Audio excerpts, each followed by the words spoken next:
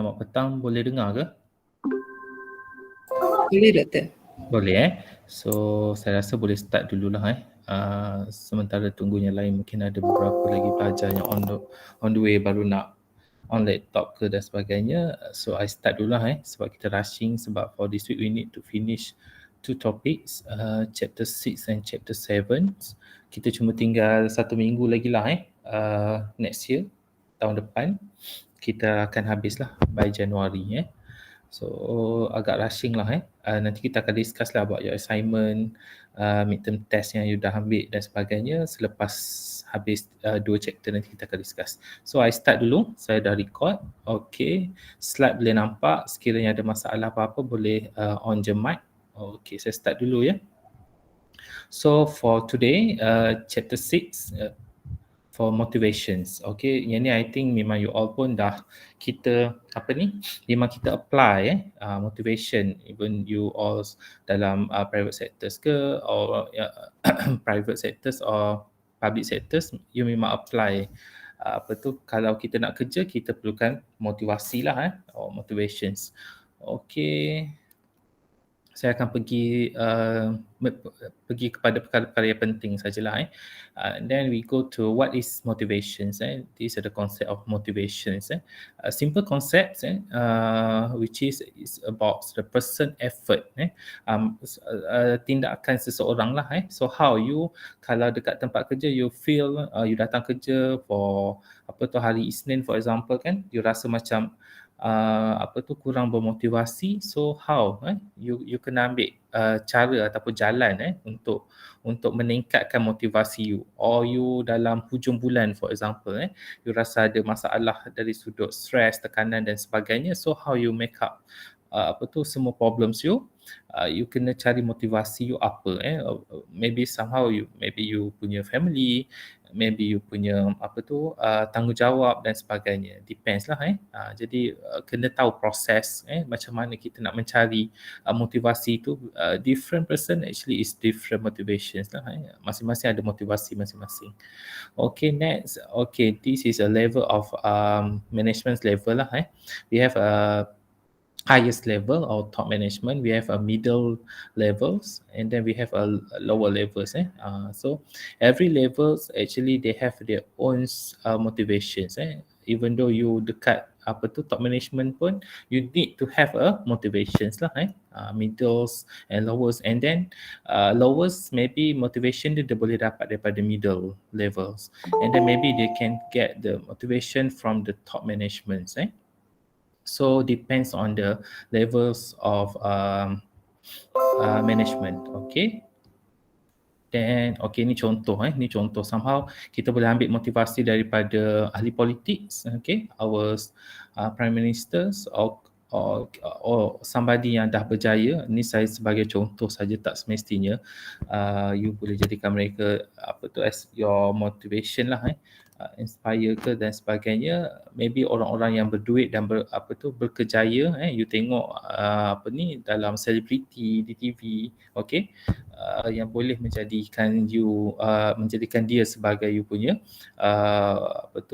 motivasi lah Okay, then we go to some of the theories of motivations. Okay, ada beberapa lah kat sini yang I listkan Okay, first we go to Maslow need hierarchies or Maslow theories. Okay, yang ni maybe you dah familiar lah for Maslow theory or Maslow hierarchy memang kita dah ada belajar waktu di sekolah lagi. Okay, so basically for Maslow hierarchy or Maslow theories, okay, basically kita ada a few indicators or elements for Maslow theories antaranya ni antara yang kata menjadi satu keperluan lah dalam kehidupan selain daripada sudut kita ada elemen-elemen yang lain, pakaian, makanan dan sebagainya, but it's more to relates to our motivation part lah Kalau kita nak apply theory, even though basically kalau you pernah belajar tu kat bawah ni maybe makanan, pakaian dan sebagainya, perumahan kan, okay, but you need to relate to your issues Kalau dalam academic, relates to your issues or your research studies For example, for Maslow hierarchy, you want to relate to motivations, Okay, so you put all the elements from hierarchy, Maslow hierarchy ni, elements of motivations. Mungkin you letak for safety part, social part, psychological part, penghargaan ke diri dan sebagainya lah. So tengok kepada elemen apa yang you boleh relate lah. Ni antaranya lah. Elements tu depends. You boleh boleh letak apa-apa elemen yang you kata boleh katakan sebagai motivasi. Okay, next we go to McGregor theories, which is theory X and theory Y. Yang ni sen lepas dah ada soalan keluar for final exam. Saya rasa sen lepas ataupun 2 semester yang lepas. So I don't know Dr. K buat lagi ke soalan yang sama for theory X and theory Y.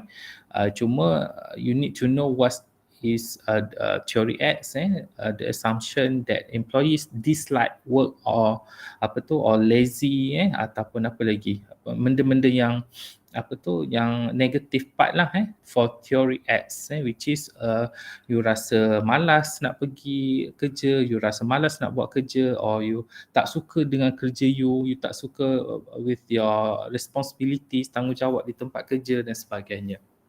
Okay, that's we call it as a theory X. And then we have a theory Y. Theory Y, that's yang benda-benda yang positif for theory Y. Contohnya you are creative, you enjoy with your works, or you have a good abilities untuk buat apa-apa kerja. You have a good networking.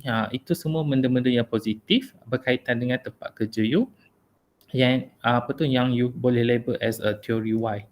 Okay, ni contohlah you boleh buat design macam ni kalau you nak buat orang kata perbandingan lah theory X and theory Y. Okay, theory X something yang negatif, yang perkara-perkara relates to pekerjaan you, and then how theory Y you nak overcomes from theory X. Okay, for theory X, for example, you punya indicators or your elements or your variables is attitudes, and then for theory X something yang negatif, you ni tak suka kerja ke, you are boring dengan kerja you ke, or you are tak sukalah something yang negatif related with attitudes. And then for theory Y, something yang positif. So you kena pindahlah. So you kena pindah daripada theory X to theory Y. Theory Y something that very positive. You suka dengan kerja, you enjoy with your works, you have a good networking with your clique dan sebagainya lah. Ni apa-apa elements ni you boleh letak direction ke, responsibility ke, motivation or creativities. Ni you boleh letak elements apa-apa sahaja yang you boleh letak as you buat comparison antara theory X, something yang negatif, and then you come out with the theory Y, something yang outcome-nya adalah sebaliknya lah, yang positif. Boleh jadi kita nak gunakan theory X and theory Y to improve kita punya quality of work. Yang tu pun kita boleh guna. Okay, you just list down you punya negative part into theory X, then how to overcome that, kita kata perkara-perkara negatif lah to theory Y. Okay, then ni contoh lah. Okay, Hazelbert's two-factor theories. Okay, Hazelbert's two-factor theory, we have motivators and hygiene factors. Okay, for motivators, for example, we have achievement. You dapat achievement apa, penghargaan, pekerja terbaik, or anugerah pekerja cemerlang, KPI you tinggi, SKT you tinggi. Okay, tu contohlah. You dapat award apa-apa, tu contoh something that motivators. Hygiene factors is come from supervisions, company policies for relationship with the supervisors. Okay, or salaries. Ni elements of hygiene factors. Okay, yang ni contoh kalau you nak relate to job satisfactions and job dissatisfactions. Okay, for job satisfactions, you boleh relate to motivators part.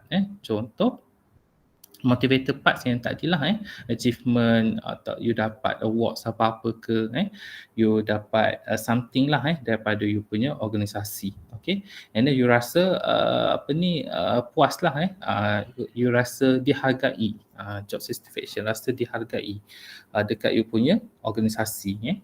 And then for job dissatisfactions maybe it's come from working conditions, which is you punya tempat kerja environment dia agak tidak selesa mungkin ada negatif parts lah mungkin you punya clique ada agak negatif, ataupun surrounding dia punya environmental physical mungkin lighting tak selesa related to ergonomics part facilities yang tidak baik, atau policies yang maybe is not flexible kadang-kadang kita agak follow all the policy sangat, and then agak ketat compare dengan the other company yang flexible dari sudut policy waktu kerja dan sebagainya.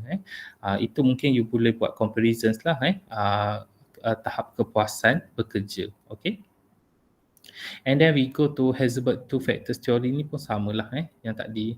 Okay, McLennan 3 needs theories yang ni selalu kita tengok dari sudut penghargaan lah dari sudut kuasa powers contoh jawatan lah contoh kalau you dah stay kerja dah lama dekat satu company tu, so how dia bagi penghargaan to you lah mungkin dari sudut kenaikan gaji, penganugerahan awards, okay, apa lagi, salary, gaji juga kan, apa lagi, benda-benda yang positif lah mungkin dia bagi package percutian, hadiah dan sebagainya lah untuk orang kata untuk you bagi kualiti kerja yang lebih baik, peningkatan dalam sudut kerja dan sebagainya lah, kualiti kerja.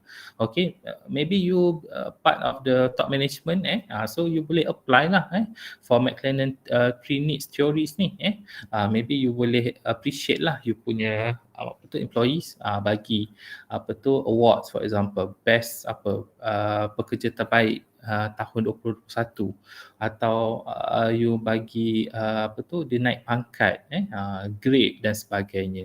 Okey, itu orang kata akan memberi tahap motivasi yang agak tinggilah kepada pekerja itu dia buat kerja at least dia ada something, dia naik pangkat, dia naik gaji, dapat penghargaan dan sebagainya. Okey, ni yang I explain tadilah. Okey, ni sama je. Okay, ni the current issue in motivation. Ni yang isu terkini lah you boleh tengok dekat journal or articles, newspapers you boleh relate lah Sekarang lagi lah isu COVID-19 kan. Sometimes kita rasa tak selesa dengan bentuk kerja, gerak kerja secara online dan sebagainya. Itu boleh jadi sebagai kita relate to motivations punya issues lah And then ni tak penting sangat. Okay, rewards ni sama je lah yang saya cakap tadi lah rewards dan sebagainya. Ni soalan. Okay, ni saya akan upload ni contoh-contoh soalan. Ni soalan semester yang lepas rasanya related tu dia bagi theory X and theory Y. Ni contoh soalan saja. Okay, yang ni saya akan upload soalan ni dekat YouFuture nanti. So I proceed to chapter 7. Okay, motivation sikit saja. Okay, then we go to chapter 7. Q&A lepas ni saya nak rushing sikit habis syllabus dulu. Then we go to leadership. Okay. So, okay, we go to leadership. Okay, chapter 7, leaderships. Okay, for leadership, as you know lah dalam organisasi tu kepimpinan sangat penting. Leadership ni sangat penting dalam meneraju kita punya organisasi. You as CEO or you are as a part of top management, so that you need to have a good leadership. Even though you are middle management pun leadership ni pun you need to apply you as a supervisor, for example.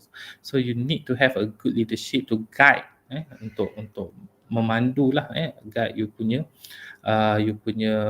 anak buah ataupun you punya pekerja bawahan you untuk mendapat satu gerak kerja yang baik. Even though you just a middle management, you need to have a good leadership also. Macam mana kalau you punya pekerja bawahan you nak buat kerja, so you need to have a good pertimbangan dan sebagainya lah. That's why you need to have a good leadership. Then we go to ni konsep biasalah managers and leaders. Managers macam mana you organize, macam mana you influence you punya you punya organisasi, you punya pekerja untuk mengurus satu tempat kerja itu dengan lebih baik. Macam mana yang lain boleh terpengaruh lah dengan you punya attitudes yang you boleh bawa lah. Okay, next we go to trait theories of leaderships. Okay, ni yang penting lah the elements leaderships tu the concept sikit-sikit lah indicators of leaderships tu pun you juga traits.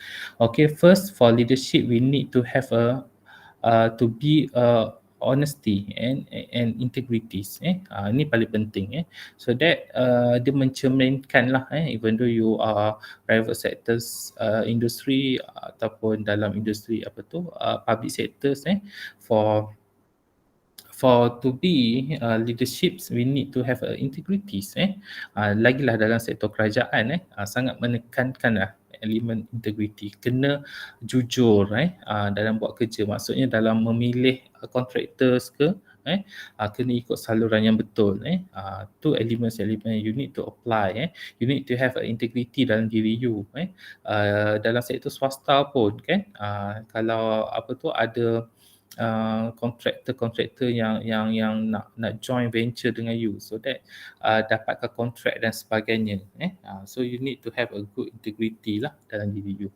Okay, tu contoh. Okay, next we go to self confidence. As a leaders you need to have a very orang kata jadi inspire lah pada orang kan. Once bila you tengok orang tengok you rasa confident lah. Janganlah you as a leaders and then you tak firm, you tak boleh perform, you tak boleh bercakap dengan baik, dengan yakin so that you need to have a good confidence, self confidence lah untuk orang lain respect you as a leaders jadi you kena confidence bagi jawapan yang confidence, menjawab dengan confidence, apa lagi bercakap dengan confidence dan sebagainya lah semua kena confidence, jadi orang bawahan you lebih yakin terhadap you as a leaders.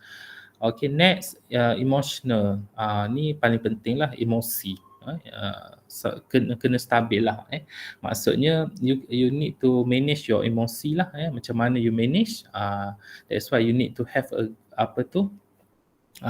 training juga dari training mungkin you pergi ke latihan pengurusan emosi dalam sektor kerajaan mungkin ada kan, ada hantar dari sudut latihan pengurusan emosi, how do you manage your emosi tu macam mana kan dekat tempat kerja mungkin you cool down dulu kalau dalam situasi yang agak tegang so itu sangat penting. Okay, so you tak akan memberi jawapan yang terburu-buru, okay, you tak membuat satu tindakan yang tidak tepat pada waktu yang sepatutnya so you kena control your emosi lah dengan baik. Okay, cognitive abilities ini sangat penting, which is cognitive pengiraan lah ataupun estimate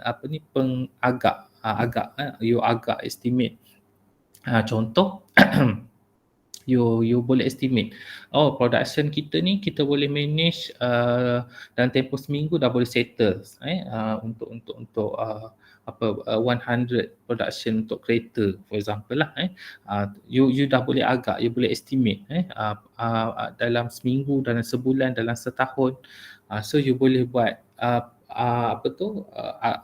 inilah estimate berapa produk, estimate berapa profit, estimate berapa pekerja you boleh agak dalam bukan dalam figure yang tepat tapi you boleh lah jadi tak adalah you buat estimate yang agak gapnya agak jauh, jauh daripada nilai yang sebenar dan sebagainya.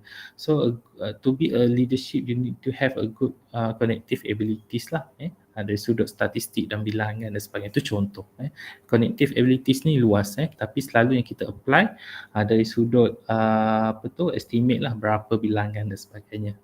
And then knowledge of the business, of course you as a leaders you need to have a knowledge, that's why kita kena attend any class, any training, untuk improve, for you buat contoh lah, you buat business SME, business F&B for example.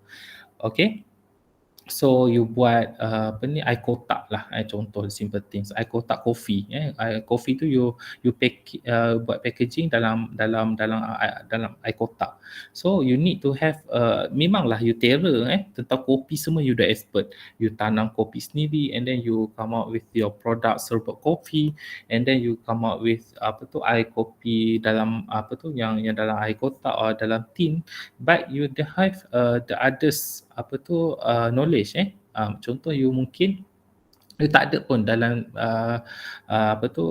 you punya knowledge you pasal IT for example lah, so macam mana promosi, even though you boleh hire orang lain, untuk mungkin untuk buat kerja tu, tapi you as a leaders, at least you need to have orang kata fundamentals lah, perkara asas dalam satu knowledge tu, kita tak boleh terlalu mengharap 100% kepada kita punya pekerja. Sometimes we need to have kemahiran or abilities tentang sesuatu perkara, so that orang tak boleh tipu you.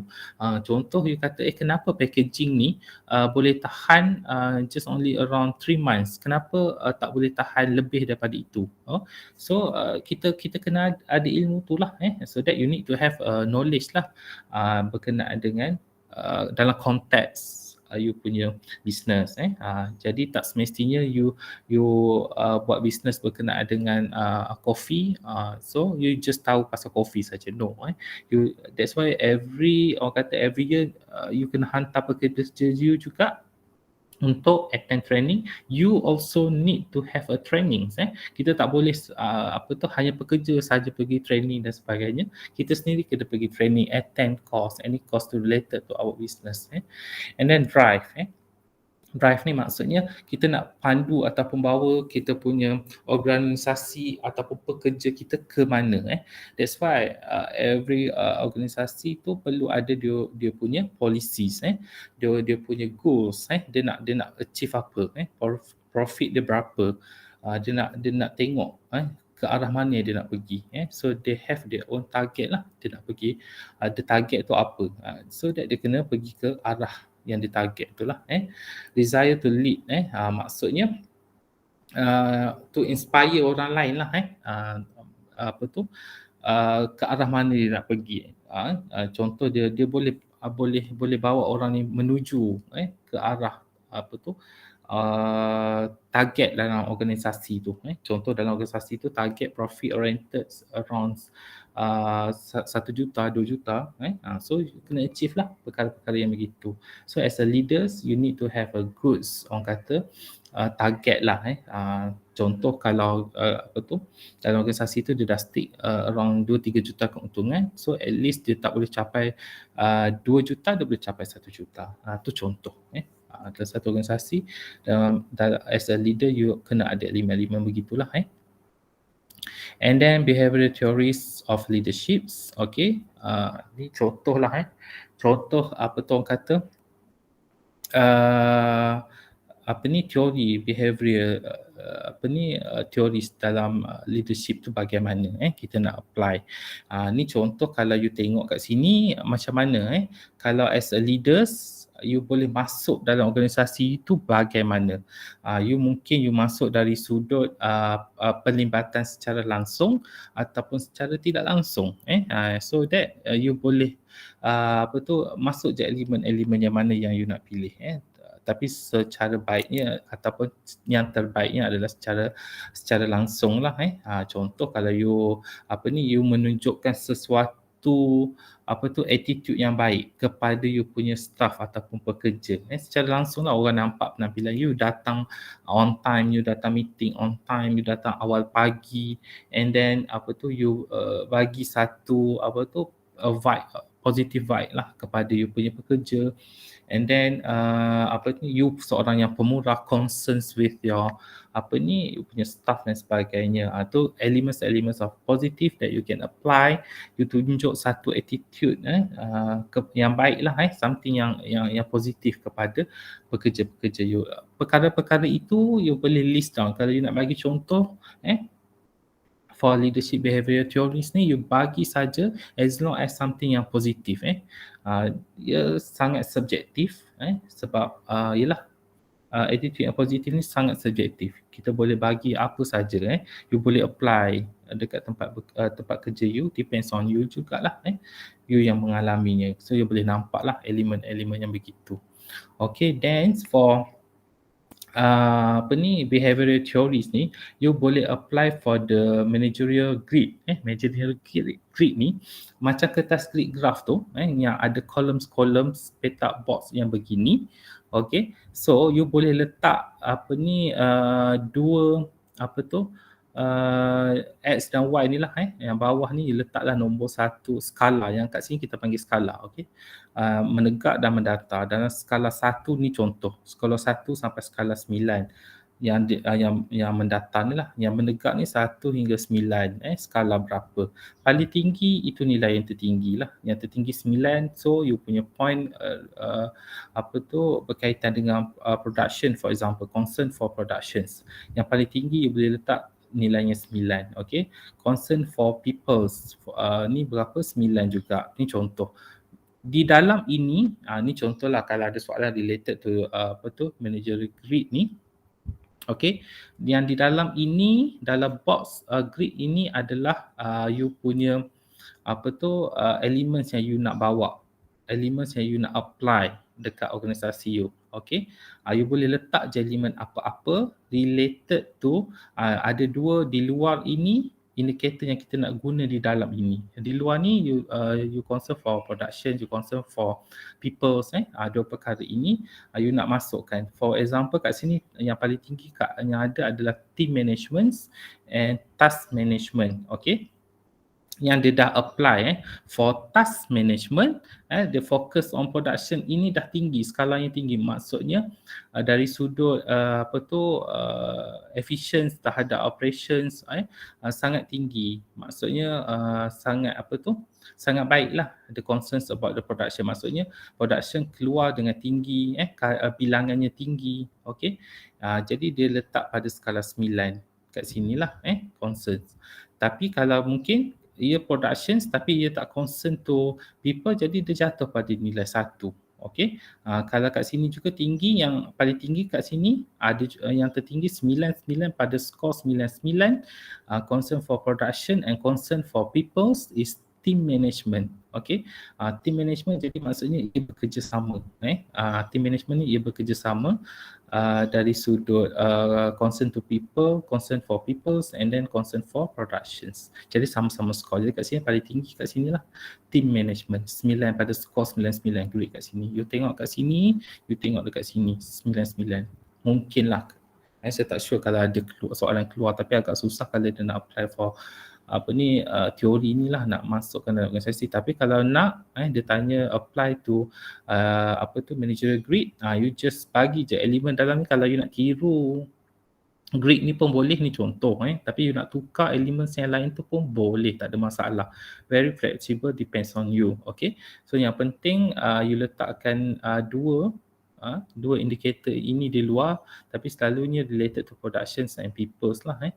So elemen kat dalam ni depends on you. Boleh saja you nak ambil point kat sini pun boleh, tak ada masalah. Okay, ni technical sikit lah teori ni technical sikit kalau you nak apply. Okay, charismatic leadership theory. of course lah, as a leaders you need to have a good charisma kan. Orang you punya apa tu penampilan ni kalau orang tengok pun dah nampak you have a good charisma ataupun tak kan.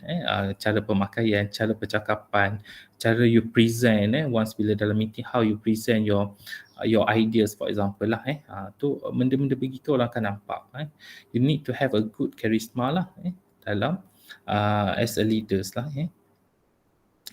Charismatics ni depends on individual. Mungkin dari sudut physical, ketinggian, saiz badan dan sebagainya dia dah nampak. And then dari sudut yang lain, kita boleh katakan juga karisma ni dari sudut pemikiran, how dia punya vision, vision and mission. Mungkin dia ni seorang yang good leadership have a good vision and mission, which is dia akan ada target yang tinggi lah. Mungkin pekerja lain rasa untuk keuntungan selama sebulan, untuk keuntungan satu company itu dapat achieve dalam 1 juta itu agak mustahil, but you as a leader you kena beyond lah, lebih lagi. So why not we try to achieve 1 juta sebulan keuntungan. Tu contoh satu vision yang agak tinggi. Tu contoh kalau you nak bagi karisma dalam leadership itulah teoris. And then contemporary review of leadership, yang ni biasa saja. You boleh tengok contoh-contoh dekat website yang tengok-tengok contoh CEO yang muda contohlah yang pencapaiannya agak baik, very orang kata outstanding lah performance. Okey, ni sama saja. Okey, yang ni elements lah orang kata yang yang dari sudut leadership tu apa yang perlu diterapkan. Contoh kalau dalam leadership ni dia harus ada legitimate lah tu orang kata untuk membuatkan orang ni yakin tentang dia ni adalah seorang leaders. So dari sudut adalah dari sudut penampilan, dari sudut orang komis lah, maksudnya yakinlah dia ni boleh menjadi seorang ketua dengan yang baik. Okay, and then rewards. So macam mana daripada pentadbiran dia tu dia bawa satu company tu mendapat apa, contoh keuntungan lah. They have a good abilities untuk mendapatkan keuntungan, for example for their companies, dapat banyak projek, bawa projek masuk dan sebagainya. Itu antara salah satu yang orang akan respect lah. Dia mendapatkan keuntungan kepada syarikat.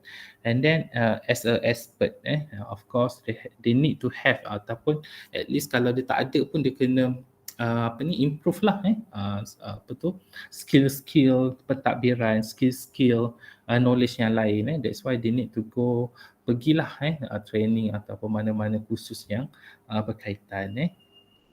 And then a good leaders need to have a orang kata interactive lah. Maksudnya dia energetic, dapat berkomunikasi dengan orang yang lain, respect dengan orang lain. Jadi dia ni harus orang kata very flexible, energetic person lah as a leaders.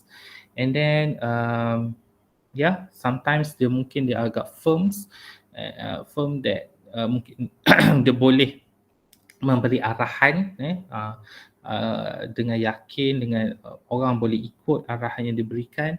And then kalau dia tak apply compliance apa-apa sahajanya yang dia apply, so that dia boleh bagi punishment ataupun hukuman lah. Contoh dia tetapkan budaya kerja datang lebih awal. Contoh mungkin sebelum ni staff company yang leader yang sebelum ni dia tetapkan datang pukul 9 pagi. But right now dia tetapkan datang 8 pagi. So siapa yang tak datang lambat kena ada punishment, ada hukuman. Sisi counselling ke pada peringkat awal, and then pergi apa lagi, potongan gaji dan sebagainya. Depends on individual lah, dia boleh apply masing-masing punya skills. Tapi elemen ni you boleh apply, you boleh try, cuba buat dari sudut ketua or leaderships. Okay, I think that's all for chapter 7. for leaderships, and for chapter 6 for motivations. So, do you have any questions for chapter 6 and chapter 7? Okay, I stop the record. Okay.